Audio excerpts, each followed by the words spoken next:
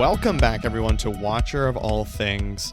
My name is Kiki. This is my podcast where I talk movies, TV shows, and all things entertainment. This is episode 5, and this week we have lots of news, and we're going to be talking Madam Web, and we're going to do some Super Bowl trailer reactions, as there's been so much stuff dropping this week. It's going to be a very interesting episode. I won't say that I've just come back from the theaters and seen the most amazing movie, but Madam Web was certainly a movie. It is currently a snowstorm where I live in Canada, and the theater I go to, which usually takes about 25-30 minutes to get to, took an hour to get to and an hour to get back to go see a movie I would bet my life on will never get an Oscar nomination. That was quite the adventure. I cannot remember the last time I was just laughing to myself quietly during a movie because of just how bad it was. Like, just straight up bad. I'm not gonna try and do like a slow reveal of, ooh, what did I think of Madam Web? I almost just said Morbius because I'm just straight up getting the two confused because it's now just Sony Pictures slosh in my head. I just saw Madam Web. I stepped out of the theater not even an hour and a half ago. I came home, immediately set up my microphone, and it's late at night. It's 10:30 right now. You know, my parents are in bed, and I just needed to record. I was like, I need to do this now. We'll get to that. So we're going to talk Madam Web. We're going to talk some Super Bowl trailers that dropped last weekend. We're going to talk news, and let's get right into it. So first of all, lots of news surrounding Coyote versus Acme, the movie that the Warner Brothers Discovery have basically scrapped for tax purposes, I guess. And I have a story here that says Netflix, Amazon, and Paramount wanted Coyote versus Acme, but Warner Brothers Discovery refused. So there was a new report that Warner Brothers executives who hadn't even seen director Dave Green's Coyote vs. Acme rejected multiple offers from Amazon, Netflix, and Paramount to release the film. And I can't remember where I read, but I know for a fact that people who had seen it really enjoyed it. And it's being scrapped, and, you know, it's going to get the Batgirl treatment where it's written off for tax purposes, which is a real bummer because, I mean, I don't know, it looks really cool. It has like Will Forte and he's his lawyer, the Wile E. Coyote. Anyways, David Zaslav, I guess, is just writing this off like he does with so many movies these days, it seems. Each of the studios reportedly submitted handsome offers for the rights to the films, with Paramount even including plans for a theatrical release, which would have been really cool. They all felt short of the $75 to $80 million figure that Warner Brothers Discovery was apparently looking for. So I think what this article I'm reading from The Verge, you can go online and read it. I think what it makes a good point is, like, we're never going to really know the reason why they scrapped this movie. I mean, they say it's, tax purposes. They say whatever. I mean, they're greedy CEOs, but I just think it's a shame that, like, a character like Wile E. Coyote that so many people, grew up with watching the Looney Tunes is just going to have their film just completely shut off and put on a shelf somewhere or deleted from a USB hard drive like Batgirl. It's really a bummer because it's not like reports are coming out like the Batgirl movie. That movie was apparently not very good. It was certainly not great by any standards. It wasn't going to set the world alight. Whereas this movie, all of the reactions I've seen to it have been very positive. So yeah, I'm kind of sick of the Warner Brothers Discovery scrapping movies and putting them on a shelf forever for tax purposes, which when the Tom Cruise Warner Brothers deal was announced, I was kind of happy because I feel like he's someone that wouldn't let that happen.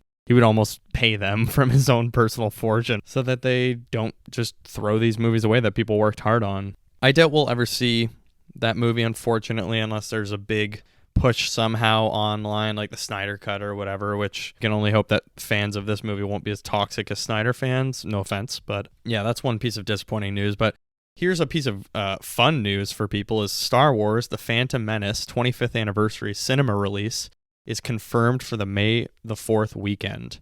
Empire was reporting this week that the epic Darth Maul versus Obi-Wan and Qui-Gon Jinn duel, the thunderous Boonta Eve pod race, the Battle of Naboo, Star Wars Episode 1 The Phantom Menace is packed with moments best witnessed on the big screen, spooling back to the very beginning of the Skywalker saga. Okay, I mean, it's Phantom Menace. Let's not get carried away here. It's the prequels, which, I know there's fans of them. I think they're fun, but anyways, the point of this story is the May the 4th weekend this year. So from Friday, May 3rd, excuse me, The Phantom Menace is going to be re-released in cinemas for a limited time. I think that's really cool. I love when during COVID, when new movies weren't coming out, my girlfriend and I went and saw Jaws in theaters, and it's just really fun seeing older movies in the cinema. I mean, on like a re-release, it's just really fun watching it in a massive dark room with, a proper projector and sound, and not just like at home where you can be distracted on your phone and stuff like that. I mean, even this week, my friend Seamus and I went and saw Dune Part 1, the re-release in IMAX, and I have to say, one of the best cinema experiences of my life. Hands down, and it's ironic that it was 2 days before watching Madam Web, which was arguably one of the worst of my life. Oh my god. We'll get into that. But yeah, I love this type of stuff. I think it's really cool, and honestly, I might go see it in the theaters if they do it here. I go to a Landmark Cinemas. I'm a member there, so I get you can pay every month you have a membership, and you get a discounted ticket. You get a discount on snacks and stuff. It'd be really cool if they did this over the next few years with all of the prequels, if they would re-release them in theaters, because it's just fun. Like I said, it's fun going and watching old movies re-released in the theater. People are going back as a celebration of the movies. It's not I have to say, there's something almost relaxing about going into a movie that you've seen before, re-released in the movie theaters. You're not anxious about oh my god, what's going to happen? Is it going to be good? You just know what's going to happen. And I would never go into a movie letting it be spoiled for me. I would never purposefully, jump on spoiler grenades before going to the cinema. But the other night when I saw Dune Part 1 in IMAX, it was just relaxing going into it. Oh yeah, if I need to go pee, I don't need to get all in my head about I don't want to miss anything. I don't want to blah, blah, blah. I don't want to leave the theater. I was just if I have to pee, I have to pee. And in the first 5 minutes, I thought I would have to pee. And then I was so hooked into the movie, which I've seen before, but never in IMAX. I was so focused on Dune Part 1 in IMAX that I just completely forgot I had to pee, and I just held it, and then it just went away magically.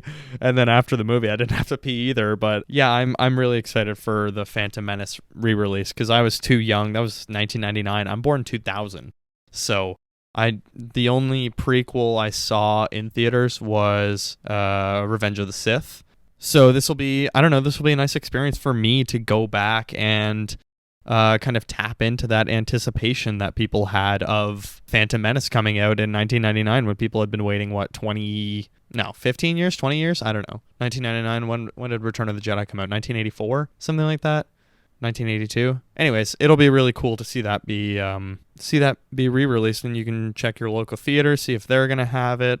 And we not only got news this week about old movies coming out, but we actually got some updates on new movies that are coming, including 2 movies that I have yet to believe are being made for numerous reasons, but Thunderbolts and the Fantastic Four. So Thunderbolts actually shifted up its release date, which I'm surprised by, because I feel like even the stars like Florence Pugh and Sebastian Stan are starting to believe it's not going to happen. Marvel Studios said on Wednesday that it's moved the release date for Thunderbolts to the start of the summer on May 2nd, 2025. Now, they also pushed back the Fantastic Four to July 25th, 2025, which, speaking of Fantastic Four, this week we finally got the cast confirmed. I feel like it's been so long that we've been waiting to see, is John Krasinski going to come back? Who's going to be the Fantastic Four? When's it going to be set? There's been so many rumors about casting. I know the YouTuber I watch, Nando V Movies, has probably been losing years of his life just speculating and doing casting videos and answering comments about the Fantastic Four. So we finally got such a cool 1960s artwork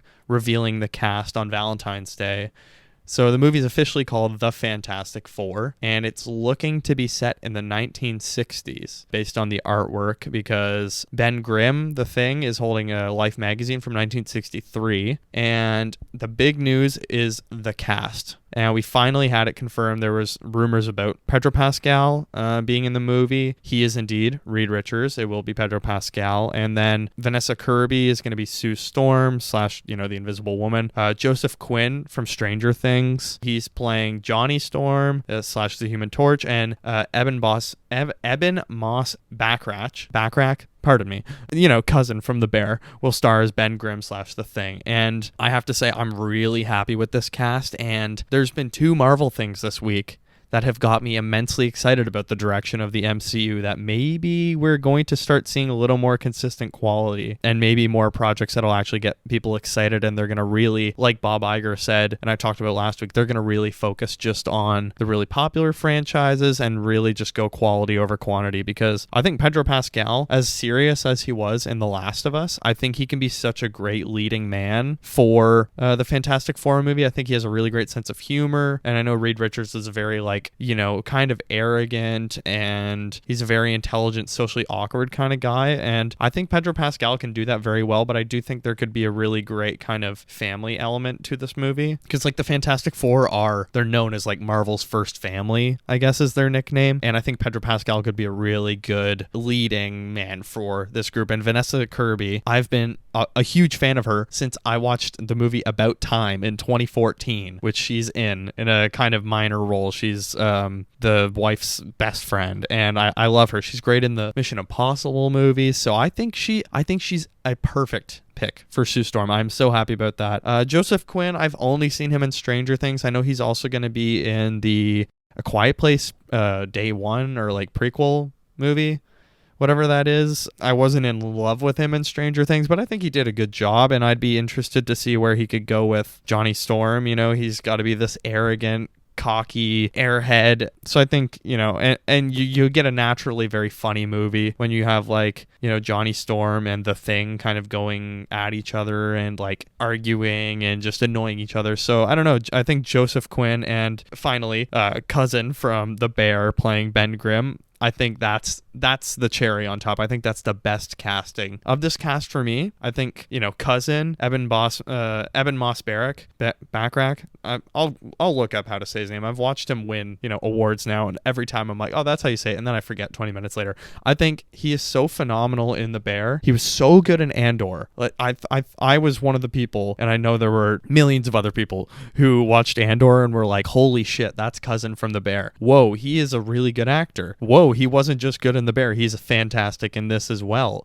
So I'm so excited for him to be playing Ben Grimm, the Thing. And yeah, the artwork, I say go online and look at the artwork, because it's really cool. I mean, I really love like the hand-drawn artwork that they released for this, and I think the 1960s approach is really good because, you know, it's not tied to the current day MCU. Who knows, maybe we'll even get Howard Stark in it, if we can get the actor who was also in Mamma Mia. I can't remember his name, but if he comes back and plays Howard Stark, that would be really cool in this movie, actually, to have like a tie-in. I kind of am hoping that the direction the MCU goes is not just getting so bogged down in connecting every show and movie. I kind of hope this is like Guardians 3 and very much follows its own path but feels part of the MCU, and maybe towards the end of the movie something happens that ties into Secret Wars or the Avengers movies, because, you know, the Fantastic Four are going to have to get from the 1960s to the Avengers movies. So we'll see how that kind of what winds up happening with that, how they're going to pull that off. But Matt Shakman's doing it, who I believe he's done a bunch of It's Always Sunny episodes. I'm pretty sure. I've heard Charlie Day talk about him before, and yeah, congrats to him. He did WandaVision, of course, which I really liked up until the finale. I think the family dynamic in that show is really good. So if Matt Shakman is, you know, anything to go off of WandaVision, if you know, his family dynamic work and directing on that show, and then you bring that over to the Fantastic Four, I think that's a very good indication. And if it's a strong script, it could be a really good movie, and I really hope it does well, and it's a major hit for the MCU. So that's the news for the week. We have some unfortunate news about Coyote versus Acme. We have some great news about Phantom Menace coming back to theaters. Finally, some Fantastic Four casting, which is just a really great cast for me. I think it was really nice seeing the online reactions, just like a lot of positivity surrounding the castings and people being like, oh shit, Marvel are kind of like, you know, they're kind of popping off right now. And then, you know, Thunderbolts, I think it's just good that there's some clarity happening with like what direction the project's going in. You know, they had Steven Yeun drop out, they had Io Debris drop out, who they already recasted. Steven Yeun, I'm not sure what they're gonna do with the Sentry character. I'm so sure they have another actor lined up for that. But yeah, that's the news of the week, and now it's time to rip the Band-Aid off and talk about the no doubt Razzies Best Picture nominee, or Worst Picture, however the Razzies do it, Madam Web, which is of course one of the phenomenal Sony Pictures universe of Marvel movies, whatever it's called, the SPUMM, the Sony Pictures universe, just whatever they're trying to do over there and keep their profits alive. Sorry, it's called the Sony's Spider-Man universe, the SSU. I was getting it confused with the SPUM universe, which is what the Weekly Planet, Mr. Sunday Movies, and Nick Maso call it. Go check out that podcast, one of the best. Yeah, okay, let's get into a synopsis. I'll read you a little synopsis here about the movie. So, Cassandra Webb is a New York metropolis paramedic who begins to demonstrate signs of clairvoyance. She's forced to challenge revelations about her former. She needs to safeguard 3 young women from a deadly adversary who wants to destroy them. Yeah, if you've seen the trailers, there's nothing surprising about this movie. I swear to God, you could play the trailer for someone who kind of knows something about Spider-Man or comic book movies, kind of, and they would get 80% of this movie. I'm not even kidding. So anyways, it stars Dakota Johnson as Cassie Webb or Cassandra Webb, Sydney Sweeney as Julia Cornwall, Isabella Merced as Anya Corazon, Celeste O'Connor as Maddie Franklin, Tahar Rahim as the villain Ezekiel Sims, who's like the Spider-Man, spider dude kind of thing. Mike Epps as O'Neill. Emma Roberts as Mary Parker. Adam Scott as Ben Parker. Oh my God, Ben Parker. You know what that means. Yeah, that's kind of like the most important cast. What else can I say? It's directed by S.J. Clarkson. No clue who that is. The screenplay is Matt Sazama, who I'm pretty sure did Morbius, or Burke Sharpless, who did Morbius. And then Claire Parker and S.J. Clarkson were also screenwriters for it. And cinematography was Mauro Fiore, and it looks like a Saturday Night Live Lonely Island video. I don't even know. It looks like a digital short that Saturday Night Live would do. I'm not even kidding. The budget is said to be $80 million. I don't believe that for a second. I feel like they probably spent so much money on this and they're somehow hiding that. And usually with marketing and stuff, it's double that. I think the box office so far is $6 million. I mean, my ticket was $12, and there were 15 people in my theater tonight. So, do the math. And that was during a snowstorm. So what a turnout. Yeah, that's a synopsis, director, writer, cast, budget. Okay, I'll do non-spoilers first, even though I feel like no one's gonna care if you don't want this movie spoiled for you, which will no doubt be talked about everywhere and just spoiled. It's already, people are just putting spoilers out because I don't think anyone cares at this point. Okay, non-spoilers. One of the worst movies I've ever seen in a movie theater. I'm not trying to be speaking in hyperbole, genuinely one of the worst movies I've ever seen in a movie theater that I can remember. There were, like I said, 15 people in the theater, and there was a lot of laughing, and not because the movie's funny. The movie's funny, but not comedic funny. It's funny bad. It's bad. It feels like it was written by AI and thrown through a bunch of Google translators 20 times and put back and forth between different languages. There's so much ADR in this movie. And while you're looking at characters, the mouths just aren't syncing.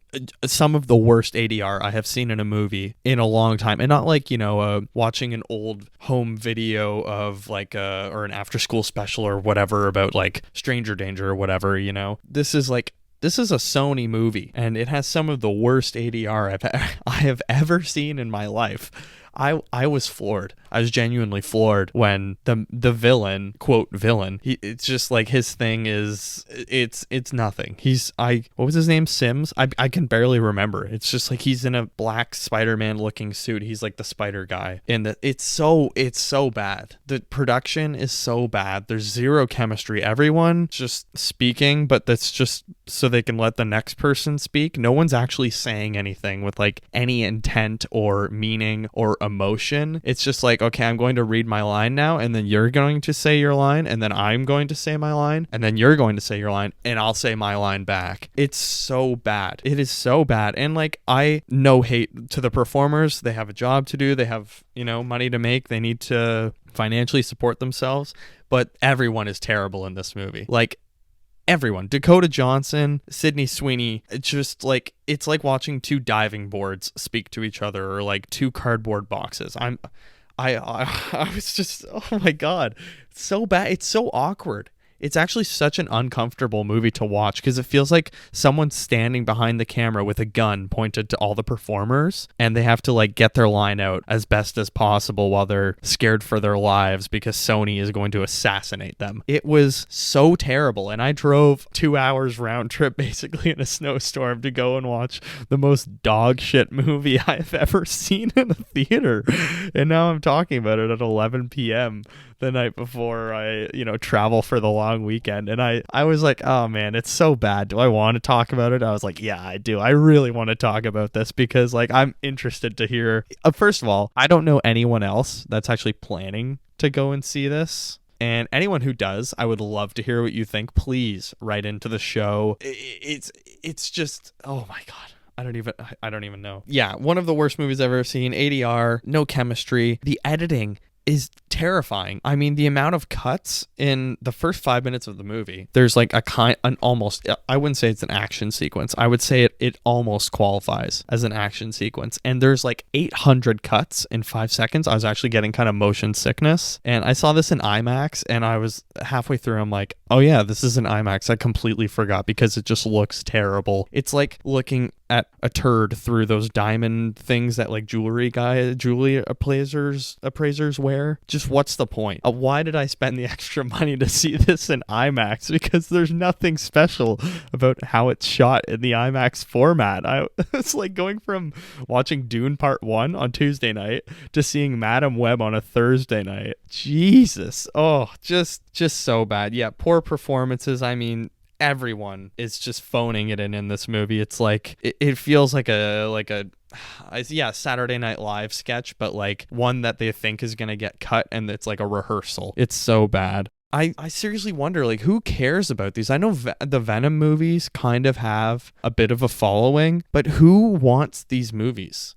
Like, who is looking forward to these or like writing in and commenting on Sony's social media being like, oh, we want a Madam Web movie? It's nobody wants these. Just if they're going to use these characters, let the MCU do it, because Sony cannot be trusted. Morbius was god awful. And I thought, okay, that's it. That's the worst we're going to get, especially those post-credit scenes where, he's in, what is it?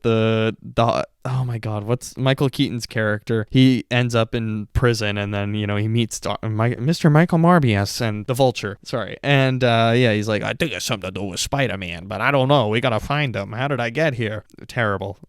And then I saw this and I was like, oh, it can get worse. It can get much worse. Yeah. Non-spoilery stuff. I mean, from the trailers that what do you know in the trailers? I mean, Uncle Ben's in the trailer, played by Adam Scott, who I adore. I love Adam Scott, but dear God, I mean, he's fine in this. Like, he's pretty much just Adam Scott. I think he's just being himself reading stuff, and he's just like naturally kind of likable, where everyone else is just like being so uncomfortable in this, or like Adam Scott is like, he's just pretty much being Adam Scott and very likable. And then they made like Celeste O'Connor as Maddie Franklin. They're like, you just need to be the most rude person you can be. Like, she's supposed to be like this cool girl, because, they're trying to show, oh, there's one smart one. There's one like quiet one, and then one like cool, badass one. She's just rude to everyone. She's not cool. She's just straight up mean to everyone. And like, it's so, oh my God. It's just, whoever wrote this should stop. They should go do something else, because this was one of the worst things I have ever watched by so far. It takes place in 2003. Apparently it was supposed to take place in the 90s, and then during shooting I think they cut things in to make it early 21st century so that they could tie it in with like a Spider-Man movies or something. Doesn't matter at all when it is, because the story itself still was stupid and just made no sense. Yeah, Uncle Ben's in this, and I mean, I won't spoil anything, but you can guess what they try to shoehorn in with Uncle Ben. I mean, in the trailer, you see them like eating Chinese food, and then they pull out fortune cookies. And you already know, when I saw that in like the clips or the trailers or whatever, I was like, gee, I wonder what his fortune is going to say. And this is like not a spoiler really, but don't worry. The Spider-Man, a certain phrase that is said in every Spider-Man movie is not said in that moment. Don't worry about that. We didn't have the pleasure of having that that line drop. Yeah, it doesn't look particularly good. The editing and directing is just really weird. Like everything is so awkward and flat and just feels so clunky. It feels so clunky when you're watching it. Like it feels like you're wearing ankle weights watching a movie. I don't even know, but just a terrible experience. I'm going to go into spoilers now. I don't think anybody's going to really care. Would I recommend seeing this?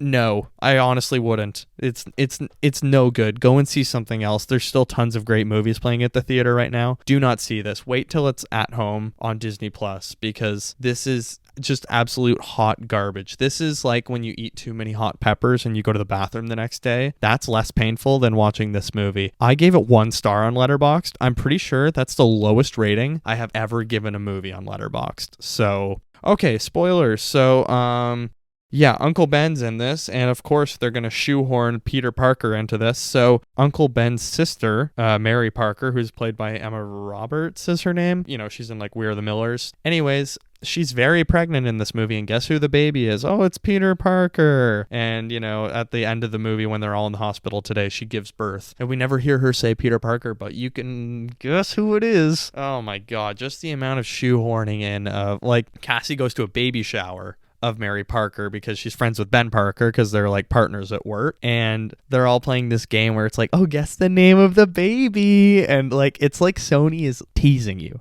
They're literally teasing you of like, oh, we're not gonna say it, but you can guess.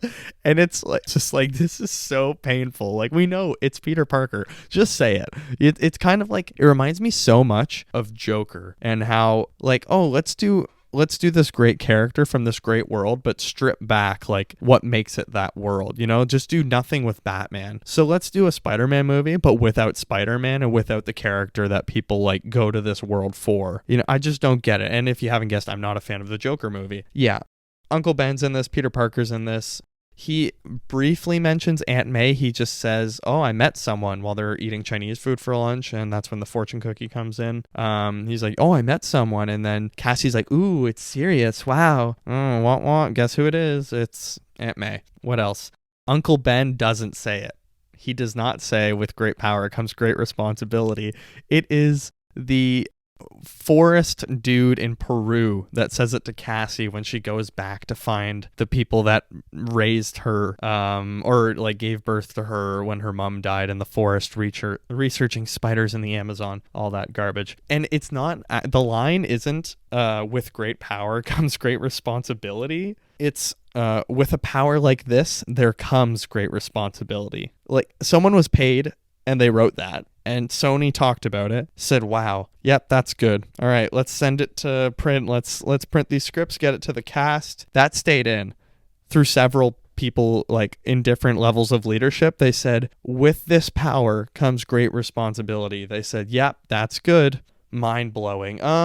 In the end, of course, you know, we have we have to have a big fight. Oh yeah, and by the way, the 3 like teenage girls of Sydney Sweeney and the other 2 who I've seen in some stuff, but I don't know who they are. They kind of do nothing in this movie. Like, we see their suits in the trailers. They never actually get the suits or use them in the movies. It's only the visions from the future that they use them, and it's like 20 seconds in this movie. There is hardly action in this. Like, it's actually so little action. I was disappointed.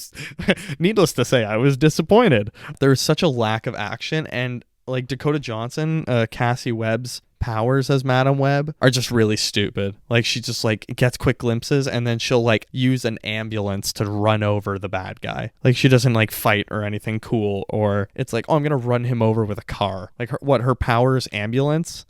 It's so stupid. Like, I'm telling you, everyone, it's actually so stupid. It makes no sense. So many people had to approve this script and these stories, and they were like, oh wow, there's all these great like Madam Web things in the comics, and all these characters have such cool things about them. And then they have the movie that just strips everything back and are just complete garbage. It makes no sense. So anyways, in the end, Cassie kills the bad guy, but she gets like smacked by a massive Pepsi sign. A huge Pepsi Cola sign, because if you didn't know, apparently this was written and funded by Pepsi. You know, Pepsi and Mountain Dew only show up about 40,000 times in this movie. It's so awesome. Yeah, so she gets smacked by the S of a Pepsi sign into the water. It makes her go blind, like Madam Web in the comics, and she's paralyzed, like she can't use her legs. So, oh my god, in the end of the movie, I remember I was laughing so hard because the end of the movie, you know, they're in the hospital and all visiting her, and she can't see, but they're all staying with her, the three girls, while Peter Parker's being born in another room, and they're like, "Oh, the baby's good, you'll be very happy," which is weird that like Madam Web and Peter Parker are friends. I don't know if that's or like, you know, family friends kind of related in a way. Anyways, so she's blind, and the final scene is them. They all go to live with her because all their parents are, one of them, their parents are rich and live in China on business trips all the time. One of them, her dad got deported out of the country. And then Sydney Sweeney's mom is in like a mental institution, and her dad remarried, and like they don't like her anymore, so they all just go and live with Dakota Johnson. And in the final scene, she's blind and she's in a wheelchair. That's not the funny part. It's how they show it, like, and how she acts as a blind person and in a wheelchair, and the fact that they gave her the worst running wheelchair in the world. Oh my god. Okay, so she's looking out the window, and we get like a shot from behind of her, and then she turns around, and I swear to God, it was like she was the Bill Hader on SNL sketch where he's in a wheelchair and he's like, "You should be ashamed of yourselves," because he's in love with like the younger girl, and she brings him around to like the friend's party or dinner party or whatever. The way she was moving in the wheelchair was exactly like that.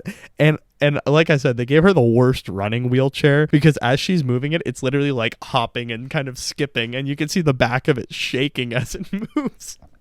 Just so stupid. Oh my god, so stupid. I don't even know what else I can say about this. I mean, it was seriously really bad. Like 1 star for me. I was laughing a lot of the time. It was one of the funniest movies I've seen, but not for, you know, it was one of the funniest movies I've seen that wasn't a comedy. I'll put it that way. And I've never walked out of a movie theater, but like there was a split second where I was like, I could leave right now and I could beat the snowstorm like a little bit before it gets worse. What an adventure that was, seeing Madam Web, and don't go and see it.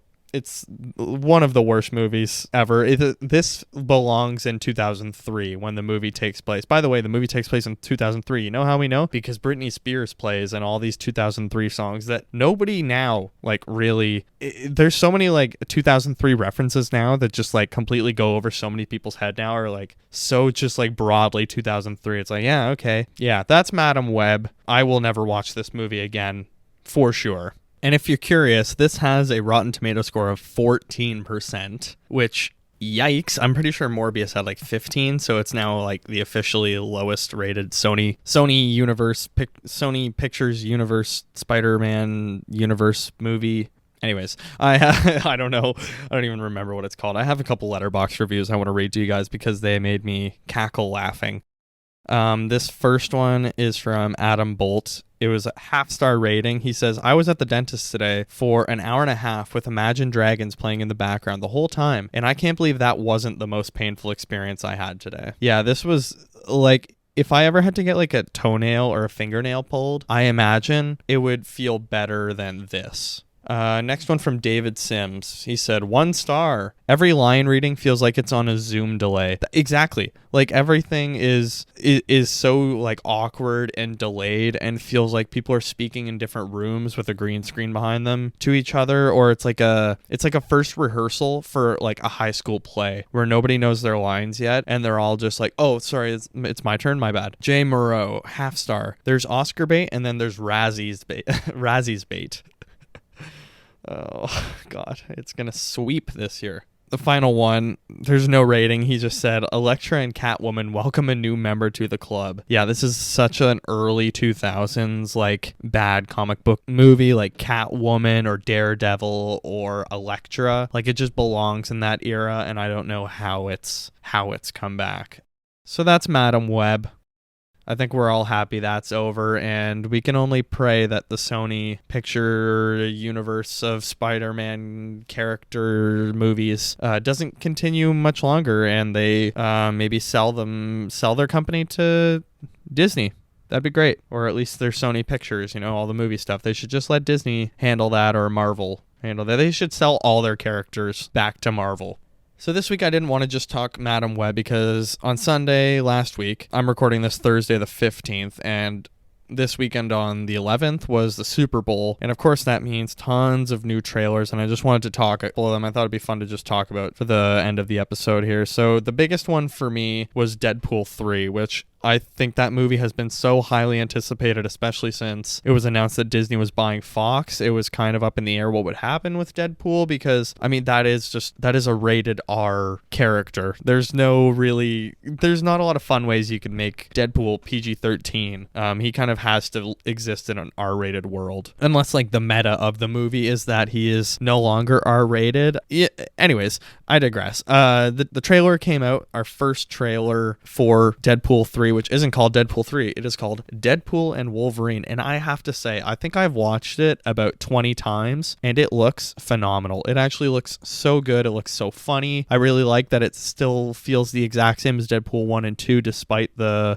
Disney overlooking it now and it being it's in the MCU. Like, I mean, we see the TVA and everything from Loki in the trailer, and of course the big reveal that we already knew this is going to be a Deadpool and Wolverine movie, but the movie itself is actually called Deadpool and Wolverine, and it looks like what's going to be happening is they're going to be working for the TVA and going to different universes and killing all the variants of maybe Deadpool or the Fox universe, all the different X-Men and stuff. Just really great humor. I love Ryan Reynolds as Deadpool, and it looks like there's going to be some really great cameos in this. And I mean, when looking back on Spider-Man No Way Home, that was a movie that used its cameos to cover its weak script and its underbaked story. Whereas this, I feel like it's already a great script and the cameos are just going to be like a funny cherry on top, and the great script is like a really good basis of who they could of what they could do, and then they're like, oh well, we have this really great idea that justifies bringing all these people back instead of just using the cameos as like eye candy to distract you from the fact that this story has a lot of plot holes and it doesn't really make sense, and we're kind of just like rushing to the end of this. So I mean, you see what's his name, Pyro from like X-Men 2 in this. You see one of the worlds or one of like the episodes of Loki. You basically see the world that they're in. The whole thing, like I said, takes place in the TVA. Matthew McFadden is in this as the TVA agent. I'm not sure what his name is. It's like, yeah, it looks really great. The action looks awesome. We have that sick, sweet reloading sequence, and like the pegging joke was so fun. That really made me laugh. I seriously enjoyed that. And like the suit up sequence where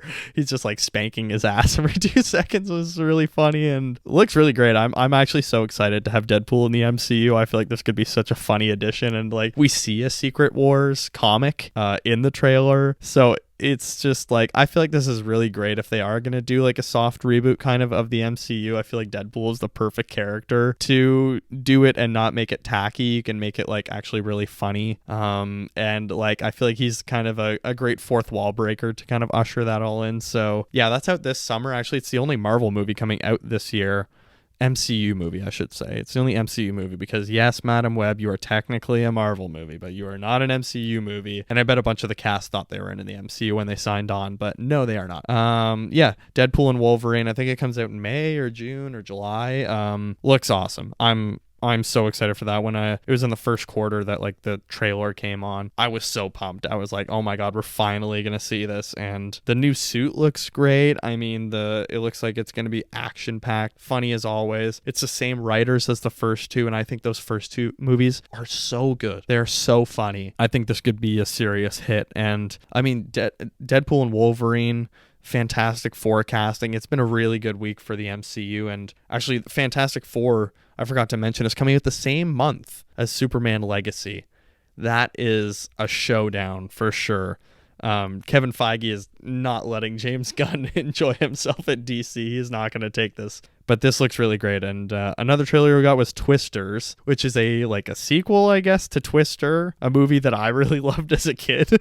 I think I could honestly probably find the VHS for Twister somewhere here in my basement. But anyways, actually the trailer for this played at the theater tonight, and I was just kind of shaking my head like, hell yeah. Glenn Powell, we are so back. My friend Seamus and I have just been like the last couple of weeks being like, man, you know who rocks? Glenn Powell. That dude is sweet. Like in Top Gun, he's Hangman, and he's just just like an absolute dweeb, and he was in The Dark Knight Rises, which I always forget, but whenever I watched him in first, I was like, who is this guy? I recognize him. Then I was like, oh my god, he gets his face smashed in The Dark Knight Rises, and he's in Spy Kids 3D, like Game Over or whatever. So Twisters looks really great. It has Daisy Edgar Jones from Normal People, who I really enjoy. I think she's a really good performer, and yeah, it's really cool that she's getting like a big movie like this opposite of Glenn Powell. It looks really fun, actually. It just looks like it's coming in July, so it looks like it's going to be a really fun summer blockbuster, which we need more of. You know, I don't care that it's a sequel. It's cool. You know, it's cool. It's not completely milking a franchise. It's not the 11th movie in a franchise. It's the second one. So I'm happy we're getting it. And then we got a new trailer for The Fall Guy, which kind of just shows like the same stuff as the first trailer, really. But Bullet Train, I thought was pretty funny. It was an enjoyable movie, and it's the same David Leitch, I believe. He did Deadpool 2?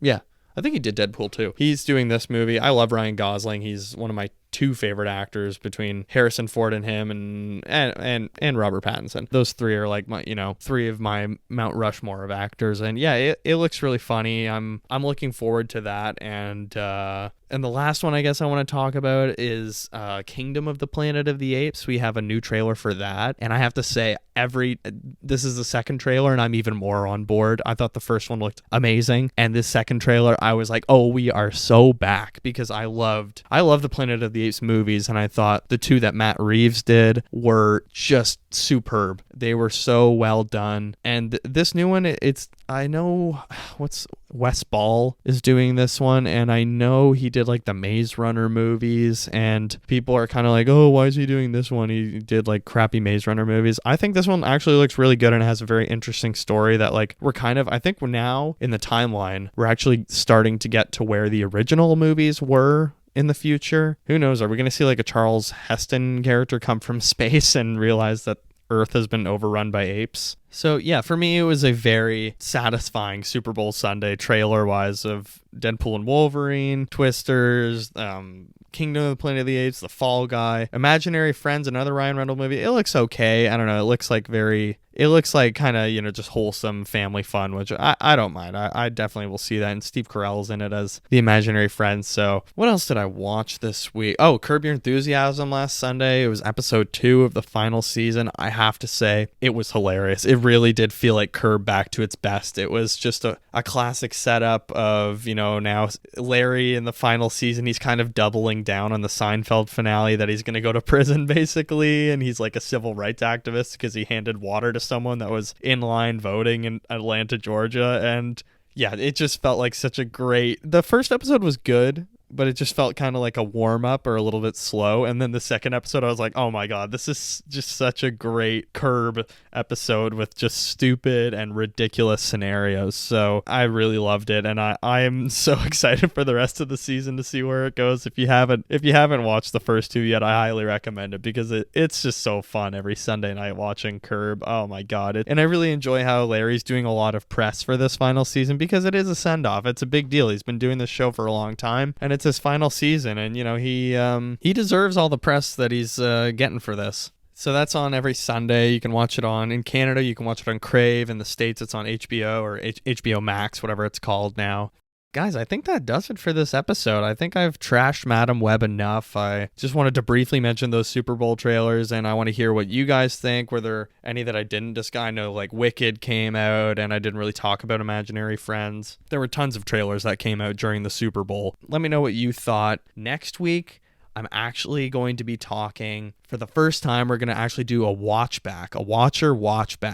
And in those episodes, I'm going to watch an older movie or a movie that already came out in anticipation for a new one. So for example, next week, I'm going to be talking about the first half of Dune from 1984 that follows, up until where part 2 that's coming out in a few weeks is going to come out. So next week, I'm going to be talking about part of Dune 1984 and Dune part 1 from 2021, which I just saw in IMAX, and I'm really excited to talk about both of those, kind of compare them. Where do do they differ? Maybe I'll do some Googling how they compare, to the books. I don't want to fully watch Dune 1984 because the second half of the film does a huge time jump and basically covers what Dune Part 2 is going to be about. And I don't want to have that spoiled with me because I haven't read the books. I'm maybe going to read them next summer. Yeah, next week will be our first watch back where we're going to talk Dune 1984 mostly and Dune Part 1, which I just saw on IMAX again. So look forward to that. That'll be out on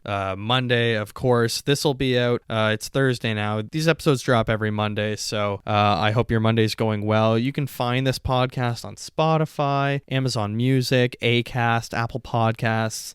It's on YouTube as well. If you don't use any of the streaming platforms, you can just watch it on YouTube at Watcher of All Things. Why not rate and review the show on your podcast player of choice? Leave a 5-star review and a raving rating and review of the show. It really helps push this promotion, and it's greatly appreciated. If you're on YouTube, why not subscribe, hit the notification bell. You can see when new podcasts are dropping. Why not leave a comment? What did you think of Madam Web? Was I being too harsh? Or is it really dog shit? Just let me know. What did you think of the Deadpool Wolverine trailer? What did you think of other trailers that I didn't talk about? I'm happy to talk about them another time. Maybe I'll talk about your comments or your reviews and ratings on the show if you have anything to say. If you want to get more just in touch with me as well, if you have a question or a comment, you can actually just email the show. You can email watcherofallthings@gmail.com, and I'll be happy to get back to you, and maybe I'll read it on the show like I said. You can follow me on Letterboxd at KikiJ70. That's KIKI